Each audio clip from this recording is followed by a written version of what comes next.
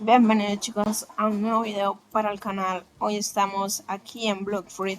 Lo que hoy les voy a enseñar es a cómo conseguir un martillo para reparar tus barcos y poder seguir navegando con ellos. Lo primero que debéis hacer es llegar aquí a la isla Tiki y dirigirte a la parte superior derecha de aquí esta isla.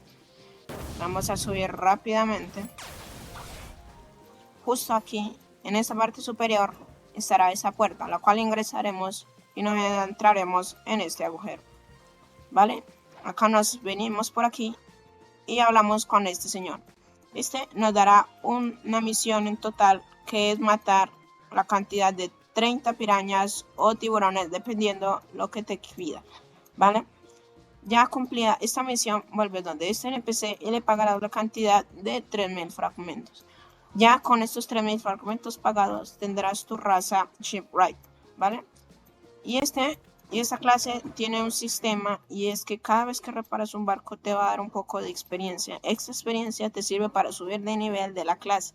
Acá podemos observar que yo soy nivel 1 aún porque apenas me lo compré ayer, ¿vale? Y eso, cada vez que vas subiendo, estas habilidades se van desbloqueando y subiendo de nivel. Este tiene un nivel máximo, obviamente, y cada vez que subas de nivel tendrás más curación en tu barco y podrás arreglarlo mucho más fácil, ¿vale? Y bueno chicos, esto ha sido todo por hoy. Me despido y bye.